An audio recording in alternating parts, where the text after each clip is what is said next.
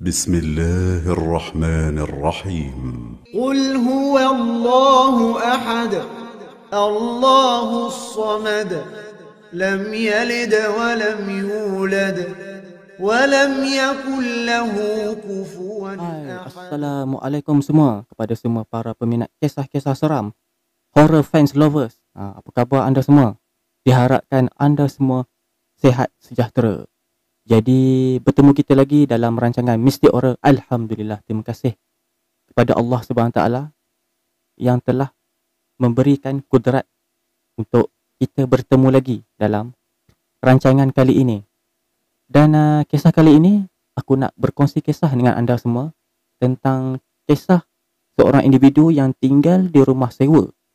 Dan rumah sewa tersebut ada sesuatu yang berlaku kepada beliau. Nak tahu? Jom dengar cerita. Okey, kisah ini diberi judul Misteri Rumah Sewa Bau Bangkai.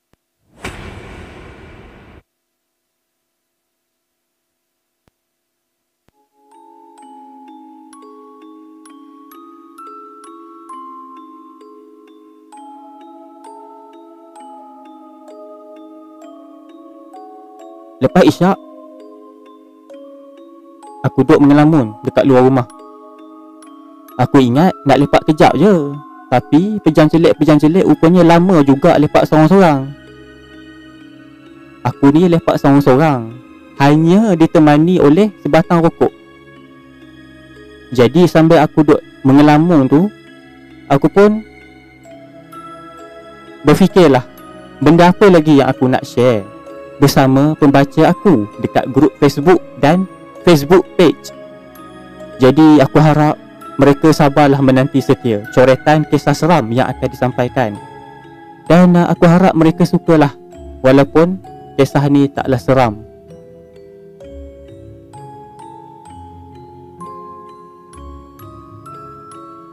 Jadi sebenarnya aku ni seorang yang penakut.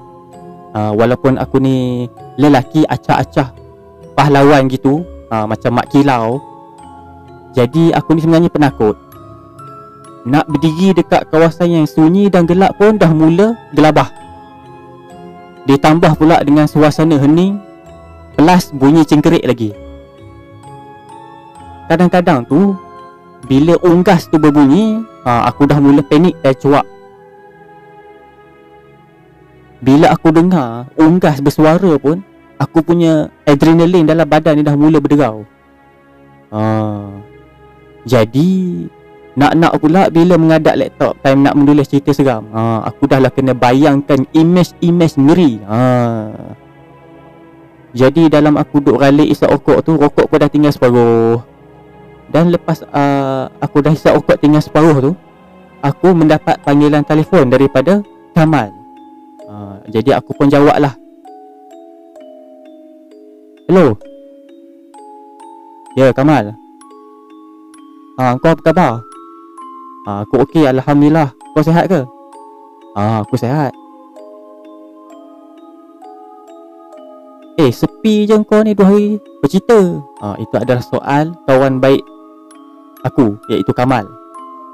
Jadi aku pun jawab macam biasalah, writer blog. Memang bukan senang nak menulis cerpen di saat otak dah tepu. Jadi kawan aku ni pun tanya lagi, sekarang ni kau kat mana? Jadi aku pun ceritalah yang aku ada dekat depan rumah sambil merenung jauh ke dada langit malam. Dan pada malam tersebut ditemani cahaya bulan. Bulan yang tadinya terang telah pun dilindungi oleh awan, jadi gelap balik, gelap gelita.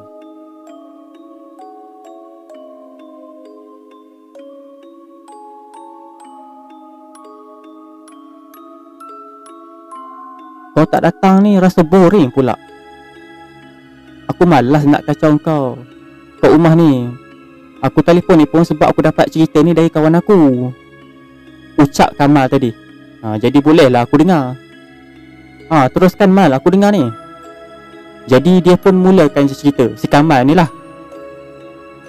Kisah ni tentang dua orang sahabat yang duduk ataupun pindah di rumah sewa baru. Jadi rumah sebelum ni pemilik dia nak jual, jadi terpaksalah mereka cari tempat lain. Jadi dalam cari tu dia orang jumpalah rumah sewa ni. Lepas dah siap punggah barang masuk, tiba-tiba salah seorang daripada mereka nak pergi buang air. Bila tiba je dekat pintu tandas, dia mula terhidu bau busuk. Bau busuk tersebut amat luar biasa, sampai jadi lawyer tekak. Nak kata describe bau busuk tu seolah-olah macam bau nangkai, na'udzubillah. Dan dua orang sahabat ini bernama Surya dan seorang lagi bernama Diana. Diana yang pergi ke tandas tadi ni muntah sebab terlalu lama sangat hidu bau busuk tu. Sambil buang air, sambil hidu bau tu, mana tak lawyernya. Jadi Surya ni tanya, kenapa kau ni Diana muntah-muntah? Jadi Diana ni pun jawab, tadi aku masuk tandas bau busuk. Tapi yang peliknya Surya tak terhidu bau apa-apa pun, dah rasa normal je. Jadi bila malam dah menjengah, sekali lagi bau tersebut Diana dapat hidu. Lepas dia dapat hidu tu, jadi dia tak tahu apa nak buat. Dia tak tahu, dia panik lepas dia hidu bau busuk tu. Jadi dia pun terus pergi dekat Surya. Dia beritahu kat Surya bahawa rumah ni ada benda yang tak kena. Jadi Surya pun tak percayakan Diana, dan dia cakap pada Diana, Diana, apa yang kau hidu bau busuk apa semua tu hanyalah mainan perasaan kau je. Aku dari tadi tak ada bau apa-apa pun, tak rasa seram pun, okey je. Jadi selepas dengar jawapan yang agak hampa daripada kawan dia Surya ni, Diana ni mengharapkan kawan dia ni fahamlah ketakutan dia tu. Tapi bila dia bagi jawapan macam tu, agak kecewa lah. Jadi nak tak nak Diana ni terpaksa lah harungi sendiri bau yang sangat busuk tu. Jadi Diana ni dia dapat rasa insting bahawa rumah tu ada benda yang tak kena, tapi Surya tetap tak percaya. Jadi disebabkan terlalu takut, Diana ni nak pergi tandas pun rasa ragu-ragu dan was-was.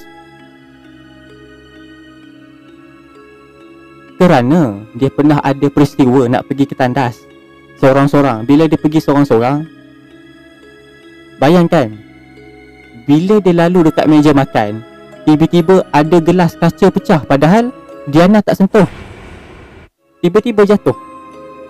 Diana lalu je dekat meja makan tu, tapi cawan tersebut pecah. Tak ada benda pun yang rempuh.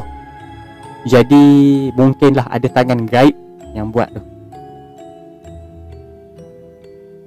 Jadi bila lepas dia dengar bunyi cawan pecah tu, tiba-tiba dia dengar suara macam pergi. Dia dengar pergi. Itu adalah suara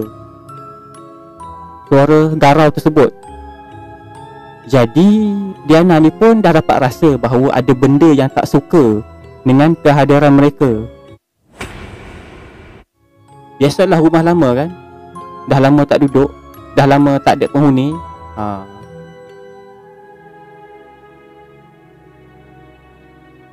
Jadi selepas dengar suara pergi tu, yang suara garau, Surya datang dengan wajah cuak berpeluh-peluh. Surya laju datang ke arah Diana sambil memeluk tubuh Diana. Tetapi malangnya, waktu Surya nak pergi peluk Diana ni tengah dalam ketakutan ni, kaki Surya terpijak kaca dan berdarah. Selepas terpijak tu, jadi Surya mengerang kesakitan. Aduh! Jadi Diana tengok kaki Surya dah berdarah. Jadi Diana pun cepat-cepat tolong mengeluarkan kaca yang tertusuk di tapak kaki Surya tadi. Agak orang kata apa? agak menjerit jugalah Surya menahan sakit nak buat keluar kaca yang tertusuk di kakinya. Jadi bila Diana tengah cabut kaca tu sambil dia tahan sakit pedih, Diana nak tarik kaca daripada kaki dia tu, Surya ternampak ada sosok perempuan berdiri dekat depan pintu tandas dalam keadaan mengerikan. Wajah itu seolah-olah mencair dan berasap. Kulit-kulitnya juga menggelupas kepanasan.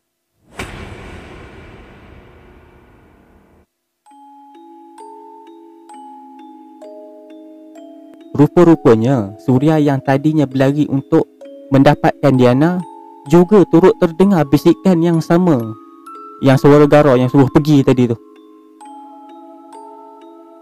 Jadi keadaan menjadi tak terkawal apabila kedua-dua sahabat baik tersebut terhidu bau busuk.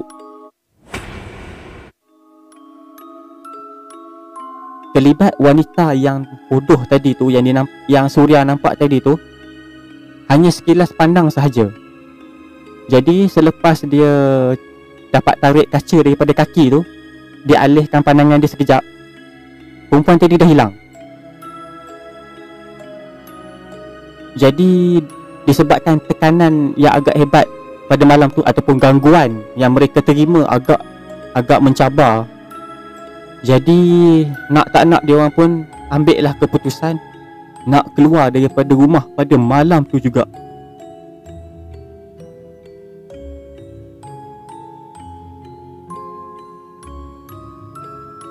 Jadi diorang ni pun mulalah menanya jiran sekeliling tentang apa yang berlaku dalam rumah tu.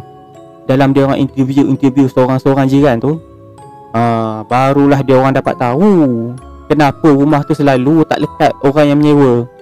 Mesti tak tahan. Orang sewa tak tahan sebulan cabut lagi, tak tahan sebulan cabut lagi. Rupanya di dalam rumah tersebut ada berlaku kejadian bunuh diri daripada seorang wanita yang ada tumpuk tanda lahir yang amat besar pada wajahnya. Jadi menyebabkan beliau selalu diperli dan dihina sehingga beliau kemurungan.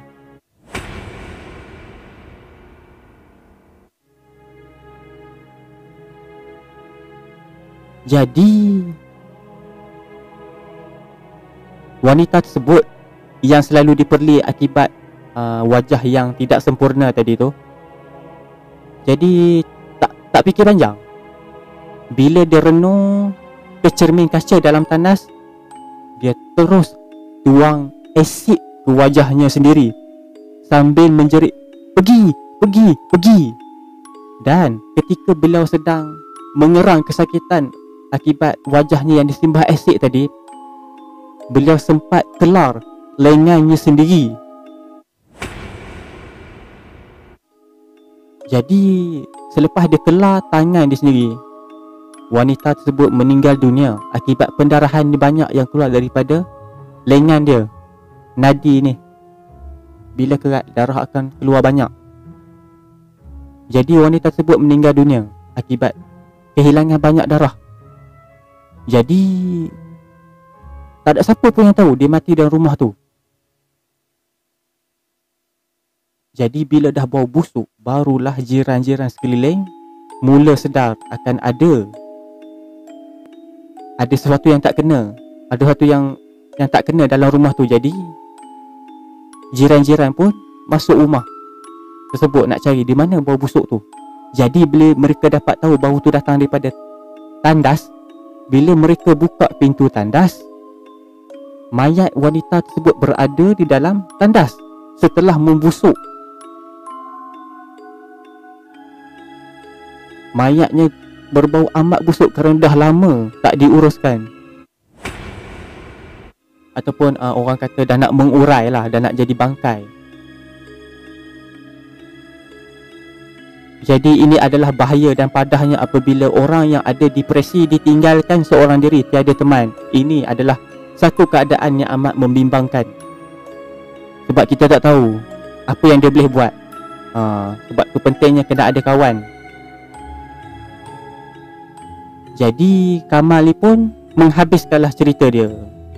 Bila aku dengar cerita Kamal ni tadi yang tentang rumah sewa bau bangkai ni, aku pula rasa meremang bulu kaki dengan bulu ketiak apa semua kan. Aku agak rasa tak senang duduk dibuatnya. Rasa seram dan menggerikan. Jadi aku pun nak tahu juga apa yang mempengaruhi perempuan tu. Dan jawab Kamal, perempuan itu buat perbuatan tersebut, bunuh diri kerana desakan jiwa. Agak bahaya bila kemurungan dibiarkan begitu sahaja, tidak dirawat. Sebenarnya wanita tersebut taklah minta dilahirkan sebegitu. Kenapa perlu dibuli dan diperlis sehingga orang tersebut menjadi tertekan? Orang yang membuli dan menghina manusia yang ada sedikit kecacatan ni adalah seolah-olah mereka tak boleh terima hakikat bahawa ciptaan Allah tersebut. Maksudnya mereka nak kata Allah ni cipta tak perfect lah. Wal astaghfirullahalazim. Na'udzubillah.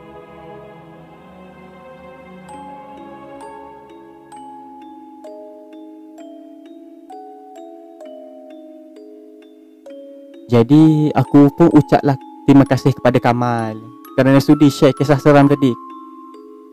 Jadi kisah seram yang kita dengar tadi tu dikongsi oleh kawan penulis ni yang bernama Kamal.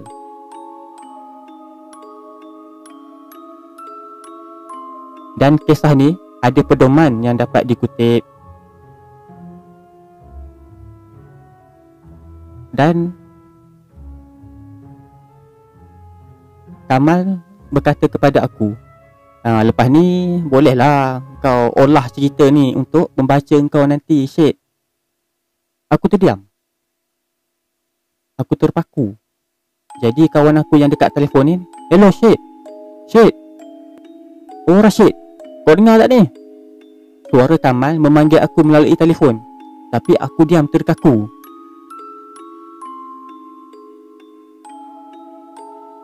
Jadi aku terkaku tu bukan apa. Sebab aku Dengar. Pergi. Aku dengar seolah-olah ada suara perempuan yang sedang menyeru pergi. Itulah yang membuatkan aku terpaku mendengar selepas Kamal memanggil aku melalui telefon. Tiba-tiba aku terbayang pula cerita tersebut. Walaupun aku terbayang je suara tadi tu, tapi rasa macam real pula. Dah meremang bulu roma aku ni.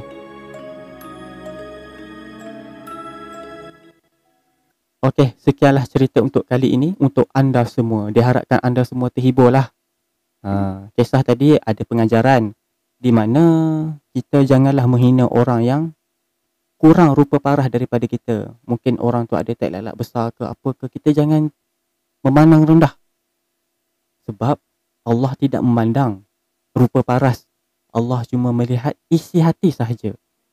Kerana rupa ni tak kekal lama pun. Kalau kita dah meninggal suatu hari nanti, kita akan menjadi makanan cacing dan juga ulat. Segala wajah kita yang handsome dan cantik ni tak kekal lama. Kita pasti akan mencapai usia tua. Okeylah. Itu sajalah yang dapat aku kongsikan pada malam ini. Dan diharapkan anda semua terhibur. Dan jangan lupa like, share dan subscribe channel Mistik Horror untuk anda dapat konten-konten yang latest. Kalau anda tak like dan subscribe, tak ada notifikasi lah. Okay. Sekian saja. Jumpa anda on the next episode. Assalamualaikum. Stay safe.